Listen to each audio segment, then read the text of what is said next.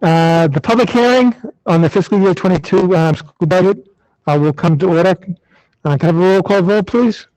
Yes, Mr. Abraze, Here. Mr. Barrows, Present.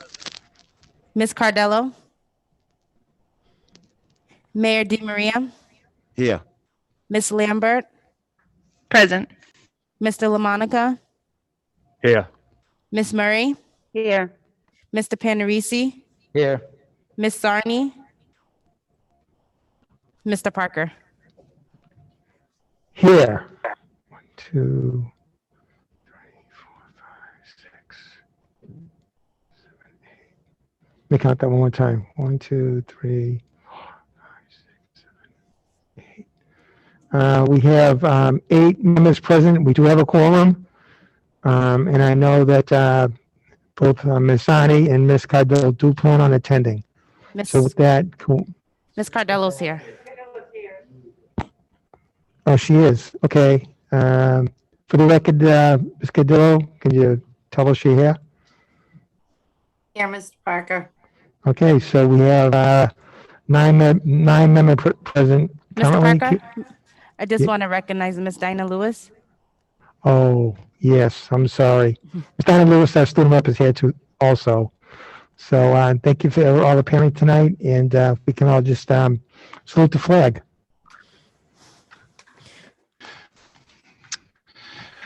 Pledge allegiance to the flag of the United States of America and to the republic for which it stands, one nation, under God, indivisible, with liberty and justice for all.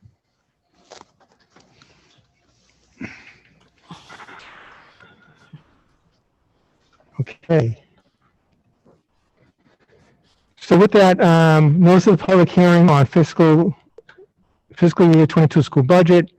The Everett School Committee, in accordance with Massachusetts General Laws, Chapter 71, Section 38N, will hold a public hearing on the subject of the proposed fiscal year 22 school budget on Tuesday, May 11th at 6 p.m. To the public, obviously, we're late. I'm sorry, we had some sign-in issues, but we're ready to go to work. Do we have anybody calling in from the public to speak on behalf of the school budget?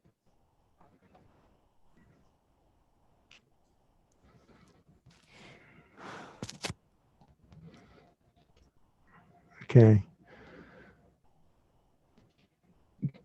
Do we have anybody calling in for or against the school budget from the public?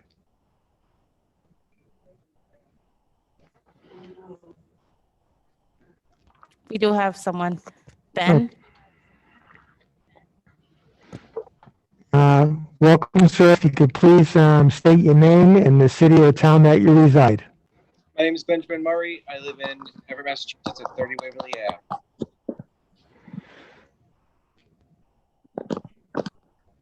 And would you like to speak in favor or against the budget? You're breaking up a little on my end. I just wanted to call in and express my disappointment with the mayor's office funding the budget at Foundation or the bare possible minimum the city is allowed by law to fund.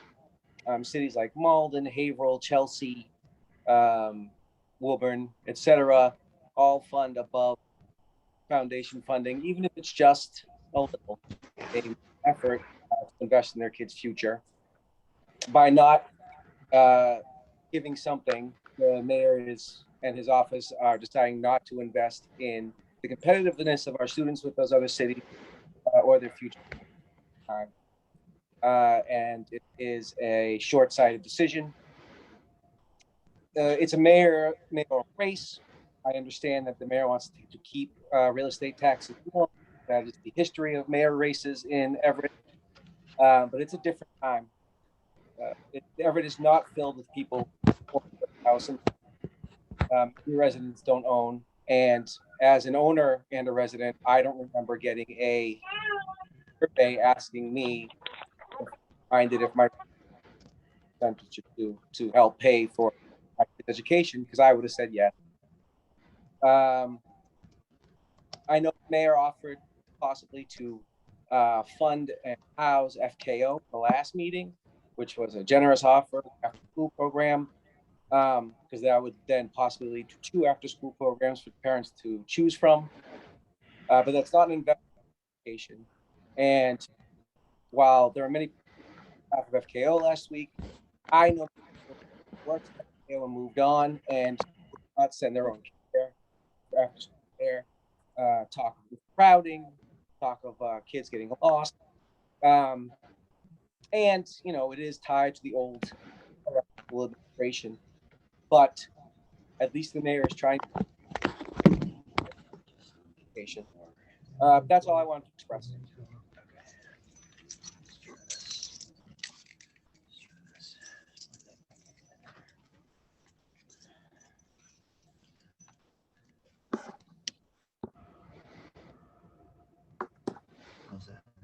Okay.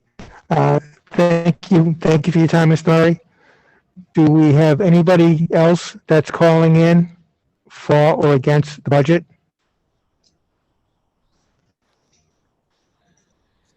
I believe we have one other caller, but they're calling by phone, so I'm asking them to unmute themselves.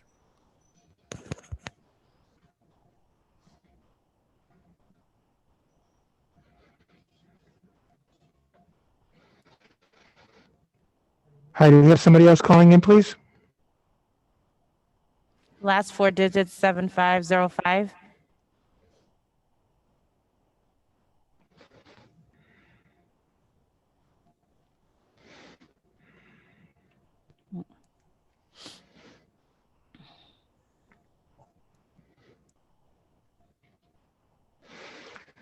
Okay, and while we wait for the caller, just for the record, Ms. Cardello is attending remotely, so that be recorded as such.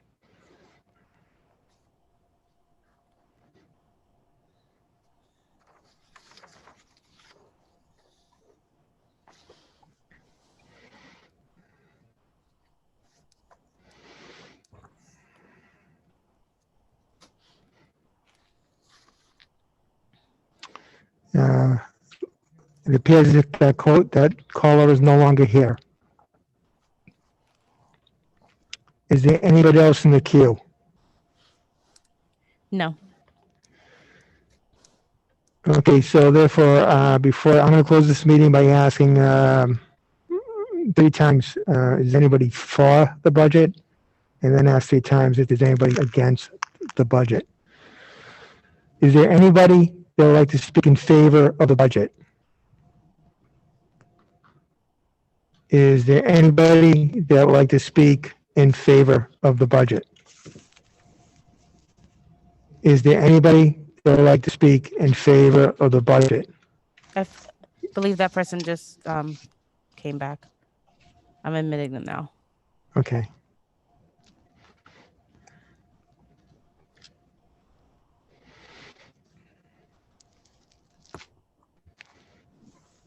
Should be here. Hello, are you here for public hearing? Yes, I am. Well, welcome. Just please, if you can state your name and the city or town that you live in, and then you have 3 minutes to Sure. make your comment. My name is Amber Casey, and I am a resident of Everett. So I was actually just calling with a statement about FKO. So if I'd be able to read my statement, that would be great. This is a public hearing on the budget. Okay. We will be taking public comment for our special meeting. Okay, so is there another time to call back for that then? You should probably just follow this meeting because we're going to close out this public hearing and then have another one, and then we'll move on to the special meeting. So actually, if you just want to hang on and listen, you're more than welcome at this time. Great, thank you so much. I appreciate it. All right, thank you, Ms. Casey, for understanding. Okay, so I'm going to close up the part about the public hearing is for those in favor. Is there anybody against the fiscal year 22 budget? Is there anybody against the fiscal year 22 budget? And for the last time, is there anybody like to speak against the fiscal year 22 budget? Hearing none, I move that the part of the public hearing closed. And I would ask that we move for adjournment. Well, if I could add a motion, please. So moved. Second. Adjournment for the public hearing only. Okay, motion made and seconded to adjourn the public hearing on the budget only. And then we will reconvene with the school choice hearing afterwards. So, can I have a roll call vote, please? Mr. Abraze, Yes. Mr. Barrows, Yes. Ms. Cardello,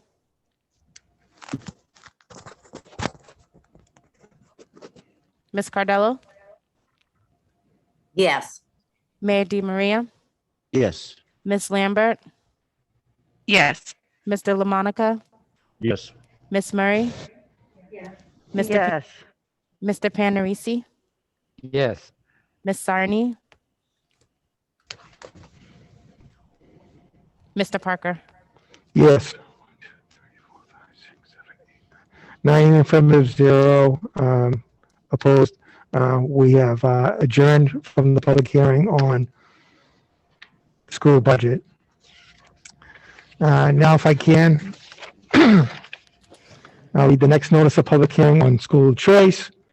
The Everett School Committee, in accordance with Massachusetts General Laws, Chapter 76, Section 12B, will hold a public hearing on the subject of school choice on Tuesday, May 11th, immediately following the public hearing on the proposed fiscal year 22 budget.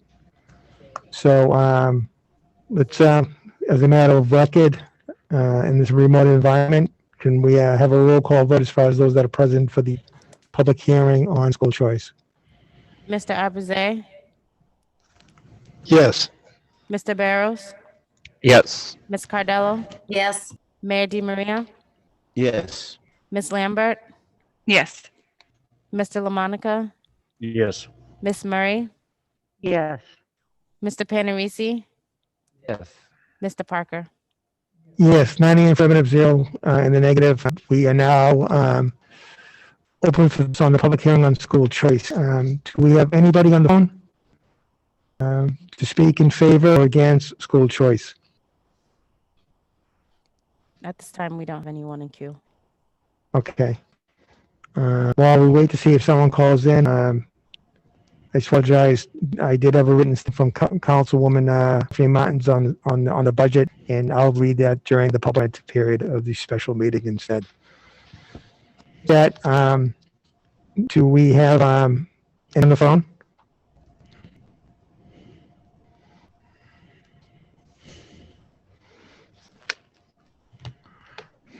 Okay. So I will add 3 times who's for school choice or who's against school choice. And then if no one responds, I'll ask that someone make a motion for adjournment. Is there anybody that would like to speak in favor of school choice? Is there anyone who would like to speak in favor of school choice? And for time, is there anybody who would like to speak in favor of school choice? Hearing that part of the public hearing to be closed. Is there anybody who wants to speak against school choice? Anybody that would like to speak against school choice? Is there anybody who would like to speak against school choice? None. I rule that part of the hearing is closed. With that, I would ask for a motion to public hearing and head of the special meeting. So moved. So moved. I'll second. Thank you. Roll vote, please. Yes. Mr. Barrows, Yes. Ms. Hello, Yes. Mayor DiMaria, Yes. Lambert, Yes. Mr. LaMonica, Yes. Ms. Murray, Yes. Mr. Panarisi, Yes. Marnie, Mr. Parker. Yes, 9 in front of 0 in the negative. You have adjourned public hearing on school choice. So with that, this meeting is a special meeting of the school committee today, Tuesday, May 11th, 21. And I'll ask for a roll call in 2. Mr. Abraze, Here. Mr. Barrows, Yes. Miss Cardello, Here. Mayor DiMaria, Here. Miss Lambert, Present. Mr. Lamar, Here. Mary, Here. Mr. Panarisi, Here. Sarni, Mr. Parker. Here, so we have 9 present with Ms. Cadello participating remote. And also, if we could recognize Ms. Lewis as being present. So we call her name for the record. Miss Dinah Lewis, Here. Okay, thank you. So the members present along with the students in the extra position, and we have Ms. Cadello participating remotely. We already did the Pledge of Allegiance. There are no reading of the records, I believe, before us. So skip that. So item number 4, the public comment. I entertain a motion to open a public comment. So move. Second. Okay, so roll call of a comment, please. Mr. Abraze, Yes. Mr. Barrows, Yes. Cardello, Yes. Mayor DiMaria, Yes. Miss Lambert, Mr. LaMonica, Yes. Miss Murray, Yes. Mr. Panarisi, Yes. Mr. Parker. Yes, 9 in the affirmative opened up public comment. Ms. Casey, you still aboard? Yes, I'm on her now. Great.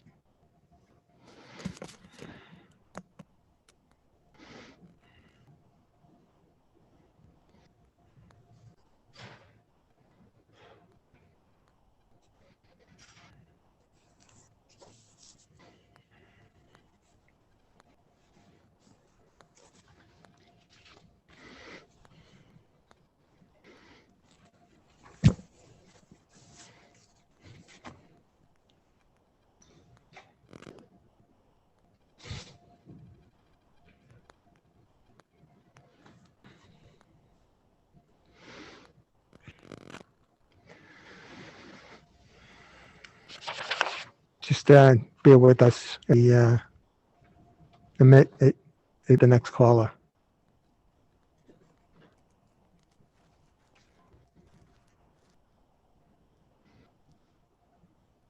She good to go? She's in here. Hi, Miss- can everyone hear me? Yes, we can. Thank you for hanging in there. Ms. Casey, just for the record, just your full name and the town that you reside. Sure. My name is Amber Kitty, and I am an Everett resident. I'm calling in regards to FKO. I'd like to start by saying, without FKO and their staff this year, during the pandemic, it would have been possible for not only me, but a lot of the parents in the program. The options they took, allowing them to fully operate, was vital to being able to continue to work during a pandemic as an essential worker. I'd also like to bring your attention the multiple events that held to support the families of the program. Please remember the families of their program are all families of Everett Public Schools.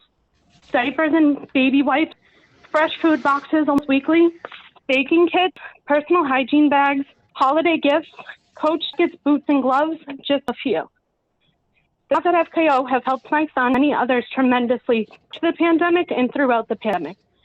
Not only virtual emotional opportunities, but with virtual learning this year. Without this staff and this program specifically, I am not sure my son would have been able to stay on and complete his schoolwork this year. Please consider the relationships these children have formed, these staff members over the past when there were no school staff available to them in person. Staff provided not only academic support, but social emotional support, as well as a sense of safety and safety for these kids. Just take that away from them. I'm asking each and every one to take an hour or two and just visit Grandma at Pope John. Take a minute to ask a few children what FK means to them. I promise you, FKO and their staff hold a place in each and every one of their students' hearts. Step back and just observe. Take a look at often the child interactions. Observe the engagement of each at all aspects of their day. Then ask yourselves, is taking FKO out of these child's lives beneficial or detrimental to them? Send a survey to the FKO parents and ask their opinion. Since your decisions will directly affect us and not much your day-to-day, let us be part of the decision you're making for our children. I beg of you not to take the time and the staff of FKO away from child. You are not only taking away a program, but you're taking away the that our children have formed relationships, the staff they are comfortable with, and the staff that we as parents know and trust to watch our children. The superintendent is blindly attempting to FKO out of our child's lives by bringing up the idea of being out the after-school contract. I use this word blindly because the only official that has ever visited FKO is the mayor. Posing for photos for social media is not enough for our children and does not fit our needs academically or emotionally. Mayor, I'd also like to thank you for taking time to visit FKO on multiple occasions pre-pandemic, actually during the pandemic. I'm sure you can attest to the benefits program and their staff on the Everett Public Schools. Be a voice for these children and ensure FKO stays in our schools for our children's sake. Thank you. Thank you. Is there anybody else less than to participate in public comment? Not at the moment. So with that, I'll take the opportunity to read the statement written by Stephanie Martin's Ward 2 cover that she requested that I read on her behalf on the budget. So I apologize again for missing the opportunity now. A budget reflects the present vision for the future of the city. Wealthy cities have in common knowing to invest extra in human capital, being knowledge and education. Better educated children have more opportunity, and children have opportunity to become adults with resources in turn enrich the infrastructure city. The investment that may be mischaracterized as a to homeowners is actually an investment to create more future homeowners to contribute to the pot, residents with higher incomes and safer streets for everyone. Education is a direct investment on our residents. Investing in our children is not only a moral obligation, but is an investment into the future municipality as a whole. Our schools have been able to do amazing things with the bare minimum, but why limit ourselves and nickel opportunities when we could do more? Similar to wealthier cities, gateway cities have one thing in common: limited resources for education. Providing only net school spending funds ensures that our lower income gateway cities will systematically lower income gateway cities. It keeps us right where we are, but we want better. We don't want just a few success stories out of it. We want all this to be a success story, so it can be a success story whole. It is my hope that we as a city find room in our budget to us more than just the minimum on children. We want to grow, develop, improve our city, but also have the most qualified young people in it. As elected officials, we have in our hands the unique opportunity to allocate funds that will define people's personal futures by funding opportunities and much-needed resources that will open doors and shape the next generation of Everett residents. Stephanie Martin, Ward 2, City Councilor, Everett. Ms. Lesson, do we have anybody else in the queue? We do not? Okay. Ladies and gentlemen, there's nobody else in the queue for public comment. What is your pleasure? Our motion to close the comment? A second. Motion being set, close public comment. Can I roll call vote, please? Yes. Mr. Bess, Yes. Ms. Cardello, Yes. Di Maria, Yes. Ms. Lambert, Yes. Mr. Lumka, Ms. Murray, Yes. Mr. Parisi, Yes. Mr. Parker. Yes. 9 for, 0 negative. You have closed public hearing. Madam Superintendent, can we read the report of the superintendent, please? Absolutely. Item number 1, for item number tonight, I ask for your approval of the District Y22 budget in the amount of $120,182,573, of which $26,341,938 will be charged back cost to the city.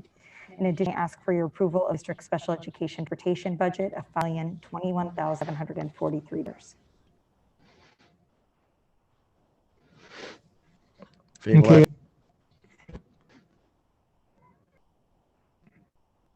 Okay, I have a motion for favorable action. Do I have a second? Okay, motion is made and seconded for favorable action. With a second, with the motion in front of us, I'll now open it up for debate. And I see Ms. Lambert's hand is up. Ms. Lambert. Thank you, Mr. Chairman. So I had prepared statements, but I just want again reiterate my concern with us moving forward with school spending. Again, dependent on the quality of supplemental funding, which is where we found ourselves in the past. Our students have paid for that in the past. One specifically I wanted to mention, and because I know the subject of ESSER funding, and those watching, I've answered a lot of questions over the past couple of weeks about ESSER funding. This is a temporary grant for an emergency to recover from COVID. And while some of the things that have been proposed to be paid for through funding, but some of these things, actually those that are funding personnel positions specifically, concerns with. We needed social emotional coordinators, we needed a social emotional learning manager before COVID. The need has only grown since COVID. I sat students well before the pandemic happened. An opportunity act was a result of their voices in state testimony with 16, 17, and 18-year-olds testifying over an 8-hour period on their own time about why we need funding, why this investment. So it has only grown since, but this existed prior to COVID, and funding personnel, specific funding departments, or specifically funding the things that we needed for COVID through emergency temporary funding, I find concerning. I've gotten emails from every vendor in the world about how to use your ESSER fund. It's a very limited amount of money. It sounds like a lot, and when people talk, they'll about big numbers. They'll talk about supplemental funding potentially coming in October. You don't hire teachers October, November. You don't. Our kids are already in school in August, in September. They need forward-thinking, visionary investments, and that takes money, it takes funding. Yes, sometimes it takes increases in taxes to homeowners. Sometimes it takes $1, $20, $30 investment. You will receive the benefits. Our city receives the benefits as a whole, whether students in the or not. So again, I just wanted to record with my concern. I think this conversation's been had. Happy to continue having it and answer questions that folks have, because it's confusing. Sometimes it's confusing on purpose. But that's where I stand, and I appreciate your time, and thank you, Mr. Chairman.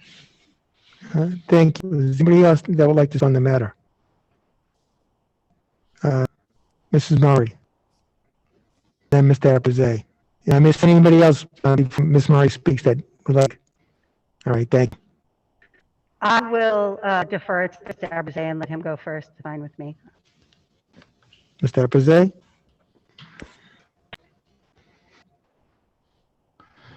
Thank you, Ms. Murray.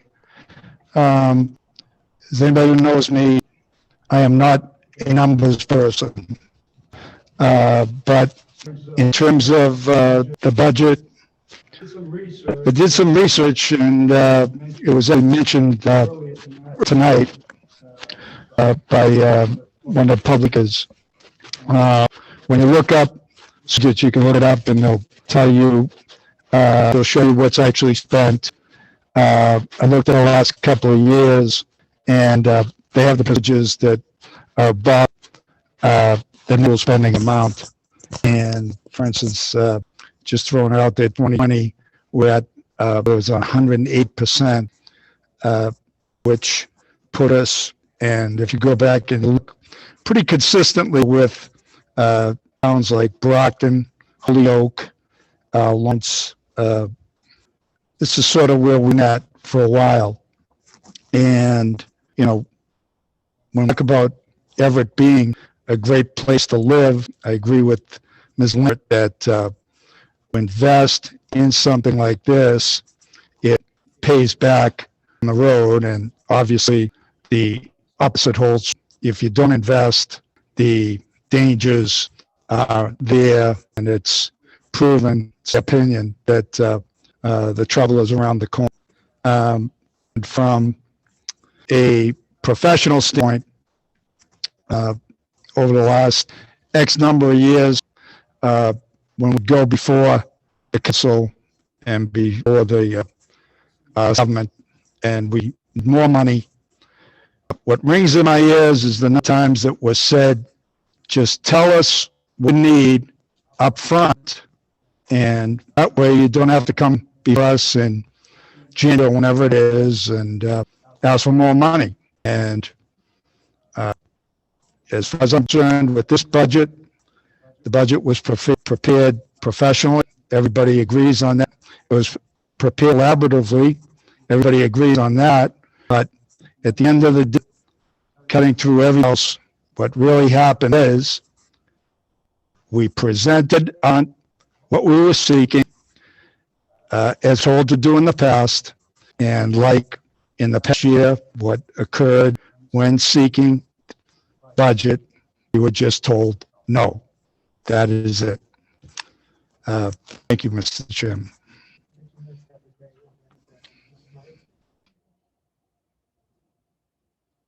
Muted me. Thank you, Mr. Abraze. Mrs. Murray? Thank you, Mayor. I said most of what I wanted to say last week, so I have no plans to get on a soapbox tonight. But I did want to, just for the sake of transparency, talk a little bit about a couple of things that I think are important to consider. And one of them is on the back end of some of these that school committee member Lambert up about, wait until fall to fill positions if we find out that we need them. As an educator, I can tell you from experience that hiring in education doesn't work like it's in the private sector. When teachers decide that they're going to move to a job or a new district, they do it in June. And they don't wait October to roll around to see district's going to have some opening. So if we wait until October, we're going to get mostly the people no other district wanted to hire. And maybe we'll get lucky with a few people who, made a last-minute decision to switch up. That's not really what I want for my kids. I don't want the teachers that every other passed on. I want to hire the competitive teachers looking to move in June. The way that you do that, make sure that you're funding the positions and you're funding them with real money. I was concerned about funding education positions with soft money. That's what we call grant money in education. I call it soft money because it's not money, it's temporary. So I went to some of my colleagues in the city where I work and some of my fellow colleagues in the city of Everett, just sort of asked around, would you take a job that's funded by soft money? Would you leave a position that you had security in, tenure, whatever, and take a job that was not a fully funded real job, but was a temporary funded job? And almost universally, the answer was no. So again, Ms. Lambert spent time with children who were advocating for change and for changes specific in the budget. I work with teachers every day advocating for those same things, but those teachers put food on their tables and they need to be able to take care of their families. And they're not going to take the risk of leave a job with security, a job that's funded with soft money because it's just too high a risk. And for those reasons, I really support Ms. Lambert's position regarding the fear. I'm with her and with the mayor 100% that there are plenty of things we can fund with the COVID money. I am also largely hesitant to fund real positions of educators and support staff for our children with soft money because I don't think we'll get the caliber of staff that we're for. And otherwise, the only other thing I wanted to reiterate was that the average age of Everett resident in their mid-30s, prime childbearing years, most of them have families. Most of you out there, listening to it now and thinking about whether or not it's a place where you want to raise your face. And all I can say to you is, this is where you want to raise your family, and we'll figure it out. And I believe that. I believe every member of the, from the mayor to myself, and every opinion in between, we all trying to look out for the kids in ways. We may not always agree on what way we should be doing that, but I do want to say to these that I do believe our school system is moving forward. I do believe, like Mr. Abraze said, this budget was thoughtful and carefully planned out. And I believe that we still have vision. I'm just, disappointed that we didn't have more money on that vision. And thank you. Thank you. Would anybody like to speak? Okay, seeing other requests, We have a motion before favorable action to, stay with me as I read this.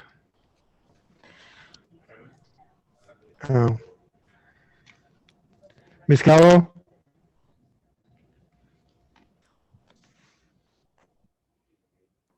Thank you, Mr. Parker. Sorry, hand button wouldn't go on. I actually have just wants to know to explain for clarification or Ms. Taliani would like to, but I was going towards Ms. Diane for this one. Could you explain so that the public can understand how much money we receive in the ESSER funds that we still have and what that money can and cannot be for? And I'm not asking you to do a 20-minute dissertation. Just people an idea. I know people out there are still confused about this. Thank you. I'll make a motion to bring giant business. Second, Made and seconded to bring minutes before us. Roll call, please. Mr. A? Yes. Mr. Barrows? Yes. Ms. Cardello? Yes. Mayor DiMaria? Yes. Ms. Lambert? Yes. Mr. Lamont? Yes. Ms. Murray? yes. Mr. Panarisi? Yes. Mr. Kerr? Yes, 9 in affirmative. Take time.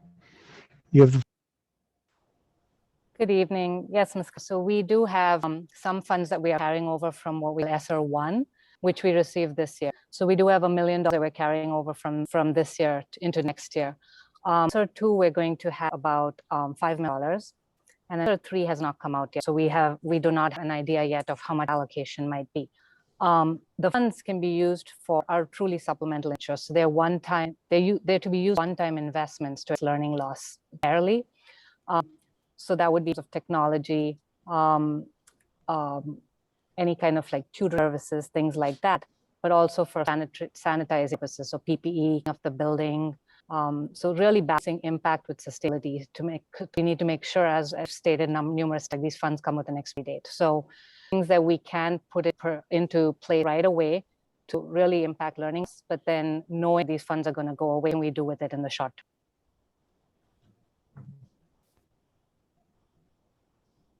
Thank you, Ms. Giant. I think that sums it up nicely and that people can understand better.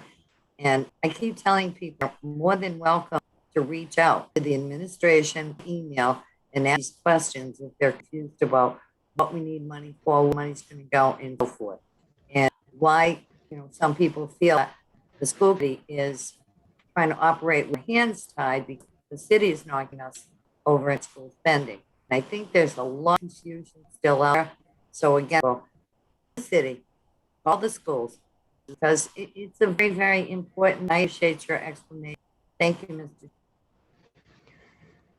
Okay, so with that, anybody else like to enter the conversation? Seeing no hands. Chairman? Yes, sir, Mr. Mayor. Thank you, Mr. Chairman. I would ask if anyone who does have questions or has more, more answers to watch the meeting tomorrow night at the budget presentation that we will be presenting to the City Council and School Committee. You may get some more information that can help you and be more informed about the finances of the city and the school budget and funds and how funds can be used. Thank you, Mr. Chairman.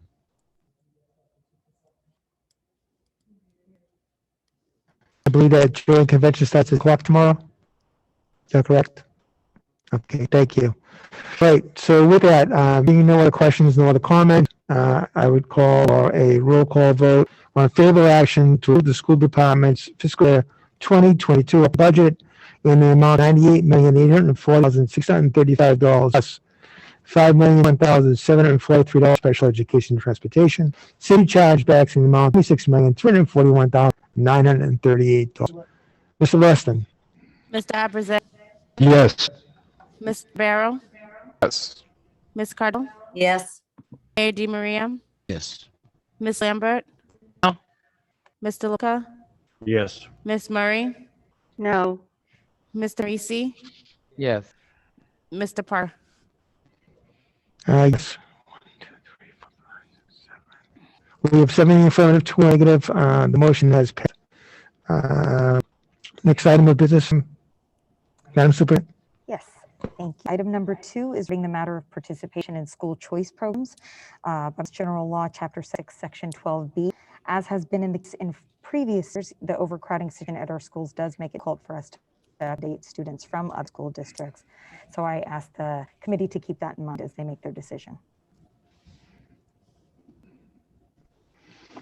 Mr. Chairman, Jose? make a motion that other public schools not participate in the school choice program. No, second. Okay, the motion is made and seconded that we not participate in school choice. Is there questions or comment? Ms. Lawrence? I just to make a clarifying statement because the prior meeting, there was some confusion. This is not inter-city school choice.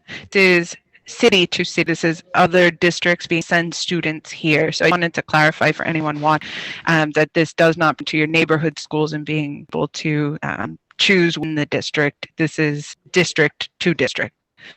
Thank you. Thank you, Ms. Lambert. Mrs. Murray? I just wanted to say that I'm likely to vote no for school choice, but not because I philosophically disagree with it. Philosophically, I think giving students as many choices and options as possible, whether they live in a district or not, is something that we should relish. But unfortunately, I don't think we're in a position to really partake in that because of our crowding issues in our school right now. I'd to dream of a day when that's the case, not just forever, but for the entire state of Massachusetts. Just want to make it clear to people that not anything fundamentally wrong with school choice. It's just, I think not in a great position right now, given our structure, to welcome students from other districts. That's all I wanted to say. Thank you. Any other questions or comments? We got a choice? Okay, one motion only, and that's to not participate in school. So, motion is to not participate in the school choice programs as specified in Massachusetts General Law 76, Section 12B. So, which means a yes means you not participate. Okay, roll call, please. Yes.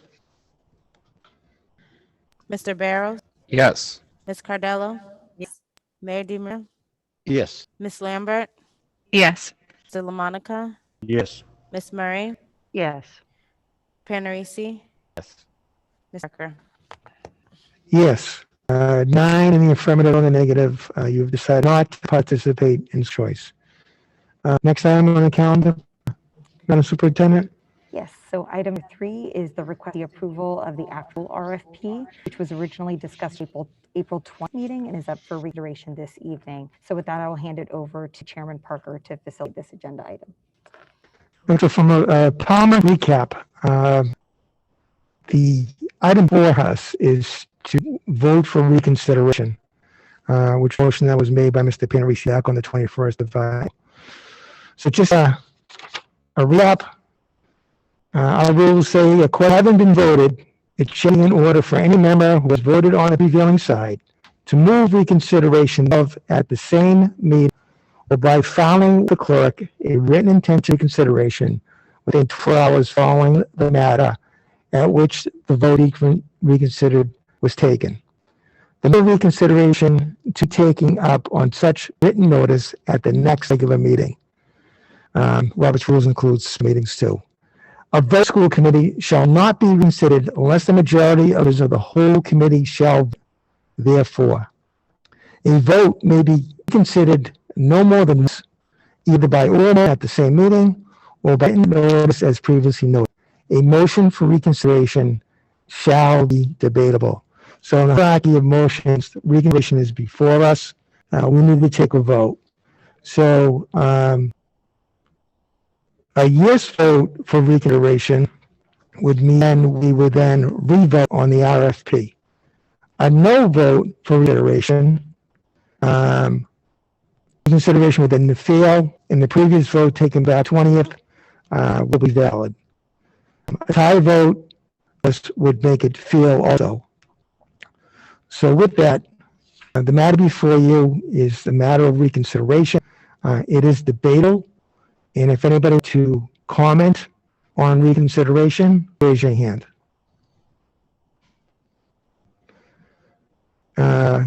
The sponsor, Mr. Panarisi? Yeah, like I said, I just wanted answers of whether it was a legitimate track on either side, which was undetermined, and that's why I asked for the reconsideration. Does anyone have an answer, whether it's the school side, or do we, they're a 3-year contract FKO? He's on the phone. We have for about 8 more minutes. Would you like to invite him forward? Make a motion to invite Mr. Galvin. Second. Motion is made and seconded by Mr. Galvin. Can I call vote, please? Yes. Yes. Ms. Cardello, Yes. Mayor DiMaria, Yes. Ms. Lambert, Yes. Mr. Monica, Yes. Ms. Murray, Yes. Ms. Panarisi, Yes. Ms. Parker. Yeah, anything from no zero, then a negative tie, and welcome Mr. Galvin. Mr. Panarisi, floor. I'll turn it over to Galvin. Good evening, members of the committee. This FO issue has been standing with me for about 2 weeks. I was aware of the problem last week in particular when I was provided some information and asked opinion on the validity of contract. Last Friday afternoon, I provided an opinion to Superintendent Hiliani and Mr. Parker.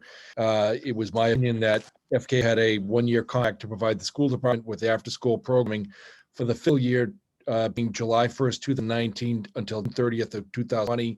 That's fiscal year 2020. The procurement appeared to be handed to the city on behalf of the schools. My understanding is that the schools didn't exercise the option to extend that contract last year. There was an additional appropriation made for fiscal year 2020 in October of 2019. Based on a letter that was able to locate in the information provided, was for fiscal year 2020 and did not relate to the current fiscal year. My understanding is that the school department did not have FKO perform services at the 6 schools that were the subject of the contract that I looked at. And in my opinion, that there is no presently valid contract in the absence of any other circumstances. And the key has the authority to seek a new RFP for fiscal year 2022. And only recommendation that I did in the letter would be that someone inform FK of what you're intending to.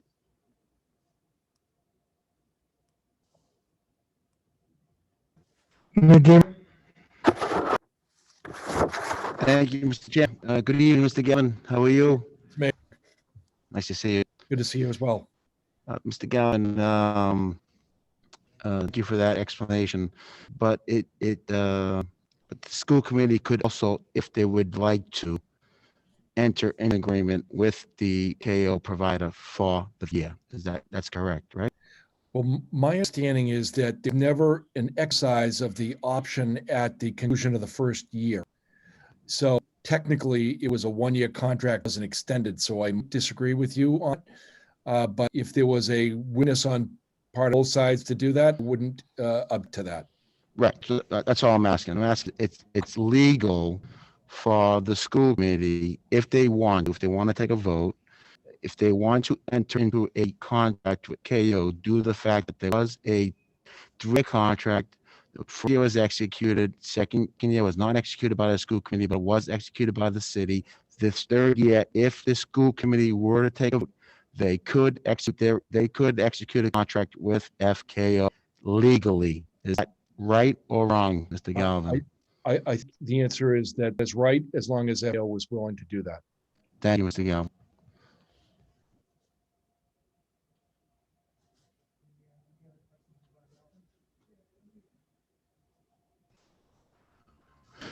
Any other questions of Ms. Lynn?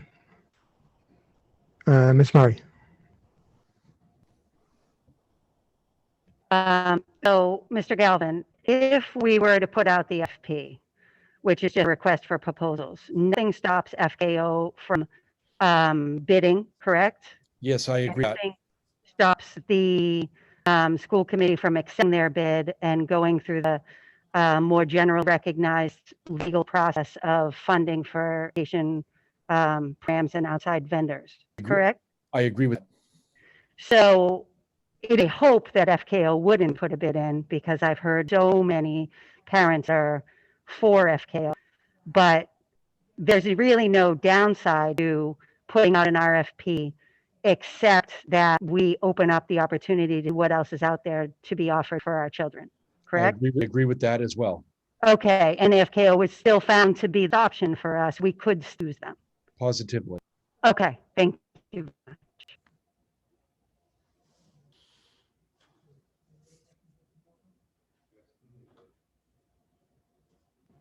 Any other questions of Mr. Representative? Thank you, Mr. Chairman. Experience with state contracts. It isn't the purpose of putting out RFPs, putting out for bid to protect against any appearance of impropriety to ensure that public dollar is spent accordingly. I agree that that's a purpose of the request for proposal process. Okay. And again, you did agree, Ms. Murray, that bottom line is you do put out requests for RFPs. It does open the door for, may have in RFPs, you also might end up with no RFPs. I mean, there's always a possibility, correct? Yes, the committee would always have the option to reject all proponents too if you didn't get one that was advantageous to the city and to the committee. Very good. Okay. Thank you, Mr. Gelman. I know you have to leave. Yes, I do. I'm sorry. I have prior public hearings at 7:20 that I have to go for, so I apologize. I will come back after my public hearing if you want to take this for a little longer. All right? Thank you. All right. Thank you. One final question. Oh, Attorney Galvin. Still here, but I have to run. It'll be a question. In the packet that you received from sent over, I know that there was references to the contract. Did you ever see the duly executed contract? I never saw a contract at all, and I'm told that maybe that there isn't one that exists. Okay, thank you. All right. thank you for your time. Okay. Mr. Chairman. Okay. Is there anybody like to speak that's not yet? Okay, so with that, I'll now ask Mr. Abraze. Thank you, Chairman. Along those lines, I called his attention to the, I guess it was an email from the city solicitor, Ms. Mahir, that basically states that it appears, I just read the exact wording, that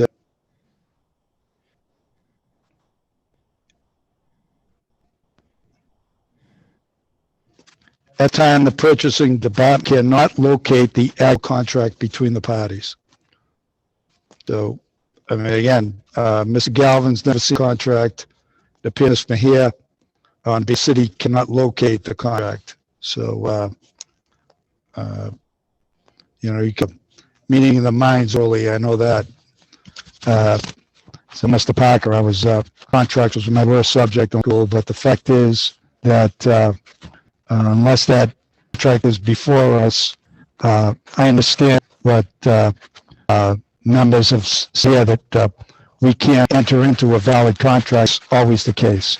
But as of right now, it appears that we can't even locate contract. So I just want to state the one thing from Mr. Galvin and from the city solicitor is that neither one of them appears to have seen contract. Thank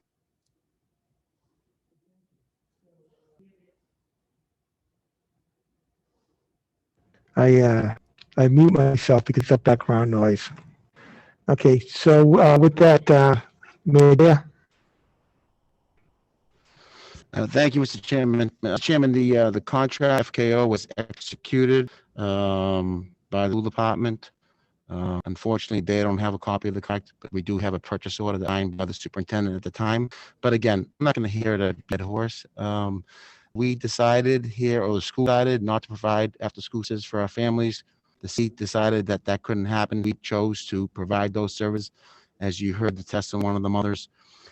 We are approaching the last 4 months of the school year. We are continuing providing after services. Unfortunately, it's not in the schools. It's at a remote place where it's made difficult for families to do, but we've made it work and got those families tuned on for all those services. We can just decide here tonight to put it out to bid and mine.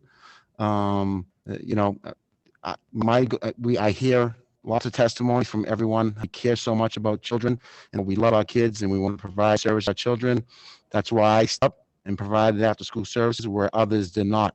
So, you know, if a personal with the vendor that provides service, I don't get involved in that. My issue is that there was a contract, it was executed. We have the ability to extend that contract. We can take a vote to not exit. We can take a vote, put a new RFP out, but let's be firm that I heard that there was an email regarding that this vendor will not be contract even if they were to choose to be the winner. I just want to. No, let's be clear.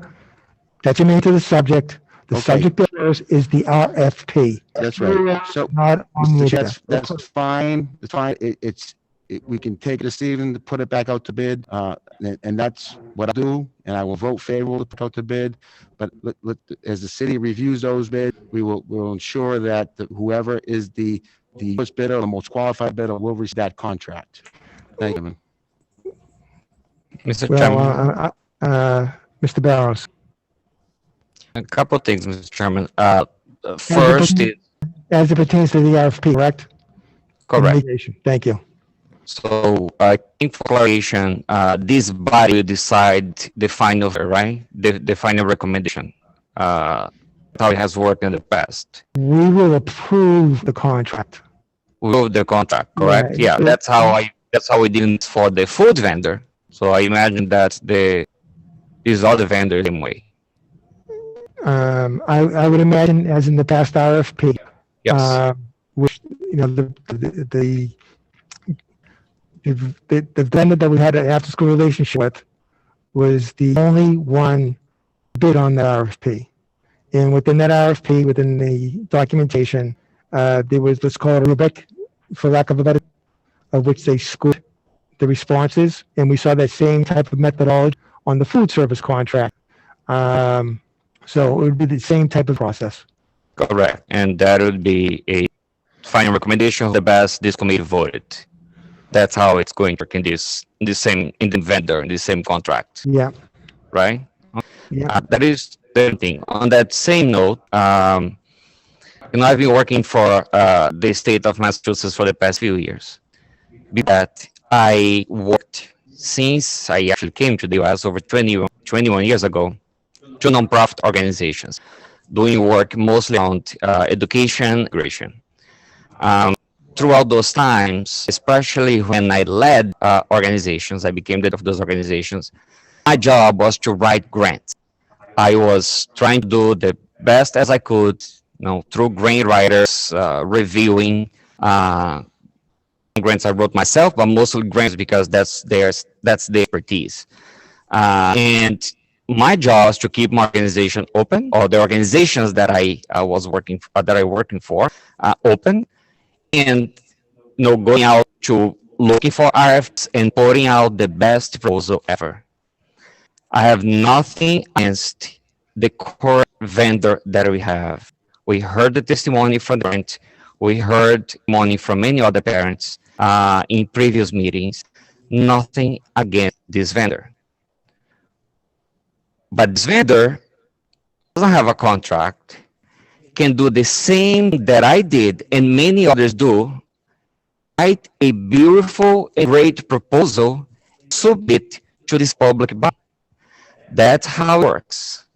A public body has vendors. We in the past, one example from the past regarding the vendor that we had literally just joined the committee when that food vendor contract was expiring. food vendor was, I believe, correct me if I'm wrong, but I believe they were with the Everett Public Schools for about, I don't know, 20 years, 30 years. That's what I heard first joined the school committee only a few years ago. And I heard from students, teachers who enjoyed the food that that vendor was providing, but I also heard on the other side. It was even named, I'm not going to mention in the book, regarding the food. So I heard from both sides.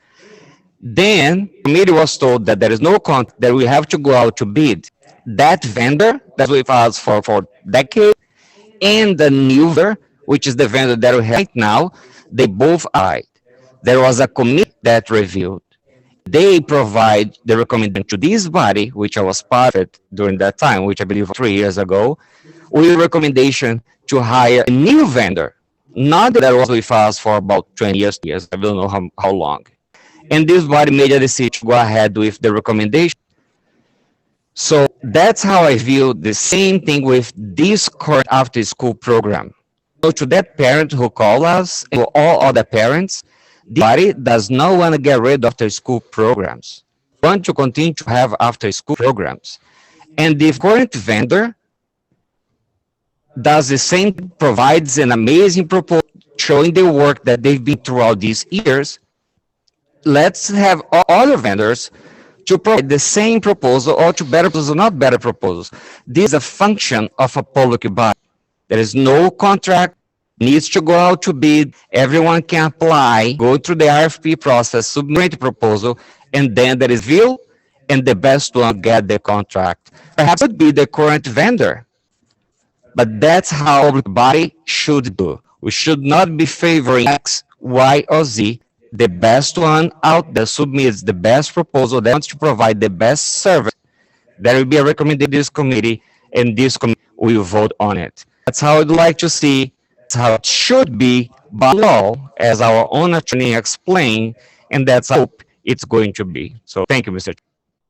So, thank you. The matter is reconsideration, and we'll specify that there's a 2-minute limit speaking, and that people can only speak twice on the subject. So, I believe with that. Mr. Chairman, point of clarification. Mr. Chairman. Yes, Mr. Thank you, Mr. Chairman. With Committee Marconi said, it was absolutely. It was not the lowest bidder. It's an RFP process. It's definitely the school committee decide. The only thing with the school lunches, we stop serving lunch. Continue serving lunch. We are providing after-school services for our children. That's my problem here. Okay. We stopped providing service to our families. The city Okay. picked that up and we All right. continue that. Thank you. And kids Thank you. now at school and don't have the service in their school buildings. Okay. That's the difference here. Thank you, Mr. Chairman. Yeah.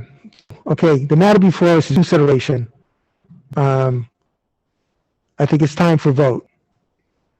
A no vote defeats reconsideration. A yes vote on FP. Mrs. Murray. Just a point of clarification for myself before I vote. So if I vote no for reconsideration, the FP will go out because we had the vote and I was not present. That was the vote, correct? Correct. And if I were to vote for reconsideration, then we would be discussing again at a future meeting and to re-vote on what we were sending out the RFP, correct? It would bring it, if the year on consideration was prevail, it would then RFP vote back for us to vote tonight. Okay, thank you. Any questions on reconsider? Okay, with that, Ms. Celestin, can we have a roll call vote, please?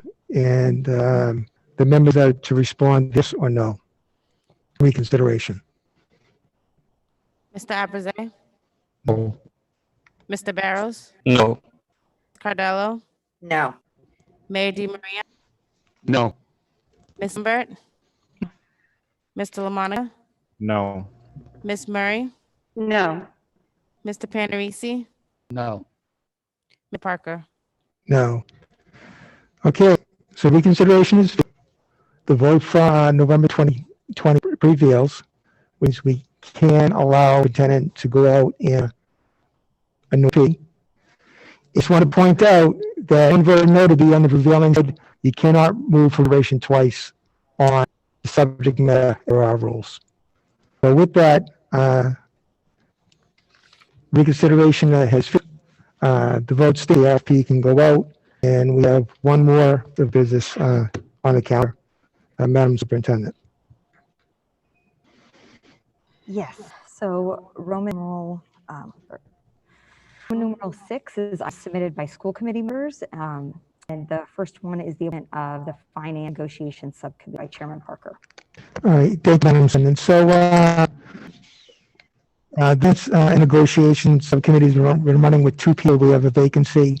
I'm pleased and happy that Mr. Panarisi accepted the invitation to participate on the Finance and Negotiation Subcommittee team. So, we've been doing is we've been trying to wrap the negotiations in the Finance and Negotiation Subcommittee meetings. You have some challenges as far as the quorums. It really is a time-consuming, jailed, exhausting committee to serve on when you're negotiating 4 different tracks. So what we'll do as past practice, the bargaining team, which would consist of superintendent, Galvin, and any other administrator, meet with the ETA as they please, as convenient, whether it's lives, whatever. And then the bargaining team would then report back to the city on a bi-weekly basis and report, the status of negotiations, but also to get the approval from the school committee added. So we put 4 contracts come up. This will speed things up, expedite matters. It won't be as taxing on people's lives with there's so many commitments this time here. And I want to thank the superintendent, Mr. Galvin, for letting us out. This is how most municipalities do it. And, I thank Ms. Lambert, Ms. Sani for their time to this point, and for the effort that Ms. Cadet had put in previously. And thank you once again for Mr. Pinnery. Say that? Yeah. Okay. Yeah. And Ms. Cadet, who overhead participated. So there's no to be made except maybe refer back to sponsor, because that was just informational purposes only. Refer back to sponsor. Second. Okay. And I'm so sorry. yes. Thank you, Mr. Chairman. Just for clarification, who is going to be now the new third member? Lisa Panarisi? All right. Yeah. I was just a little confused, but thank you. It's okay. So Ms. Lynch, chairperson, and Ms. Sani, it's the Panarisi who will conduct the team. So I'd love to say just show me up, but it's a remote meeting, and we have to take a roll call vote. So can I have a roll call on referring back to sponsor? Yes. Mr. Barrows, Yes. Ms. Cardello, Mayor DiMaria, Yes. Ms. Ms. Lambert, Yes. Mr. LaMonica, Yes. Ms. Murray, Yes. Mr. Pensy, Yeah. Mr. Parker. Yes, any affirmative, you roof the sponsor. Do we have anything else now? All right, so let's dip and go right to Roman number 8, bills and payroll. And read them as slow. Mr. Chairman, I make a motion to approve bills and payroll in the amount of $1,238,183.49. Thank you. I'm sorry, did someone have a son that? Second. Second. Okay, motion is second to approve bills and payroll in the amount of $1,028,283.49. Roll call vote, please. Mayor Brzee, Yes. Mr. Barrows, Ms. Cardello, Yes. Mayor DiMaria, Yes. Ms. Lambert, Yes. Mr. LaMonica, Yes. Ms. Murray, Yes. Mr. Pensy, Yes. Mr. Parker. Yes, 9 in the affirmative, 0 in the negative. You have approved payrolls in the amount stated. Mrs. Lambert. Mr. Chairman, I motion to pay bills and payrolls in the amount of $1,238,283.99. Okay, there's a motion made in second to pay bills and payrolls in the amount of $1,238,283.89. Can I roll call vote, please? Mr. Brzee, Yes. Ms. Rose, Yes. Ms. Cardello, Yes. Mayor DiMaria, Yes. Ms. Lambert, Yes. Mr. LaMonica, Yes. Ms. Murray, Yes. Mr. Pensy, Yes. Mr. Parker. Yes, 9 in the affirmative, 0 in the negative. You have, 4 to favorable action to the, bills and pay in that amount. Ladies and gentlemen, what's your, Motion to adjourn. Second. Okay. okay. Motion's been moved and seconded to adjourn. Can I have a roll call vote, please? Mr. Aaron, Yes. Mr. Barrows, Yes. Ms. Cardello, Yes. Di Maria, Yes. Ms. Lamb, Yes. Mr. Micah, Yes. Murray, Yes. Ms. Yes. Stacy, Yes. Mr. Parker. Yes, 9 in the affirmative, negative. You have adjourned. Thank you, gentlemen. And let's get tomorrow. There's a joint convention. It's via Zoom and it starts at 6 o'clock. Thank you.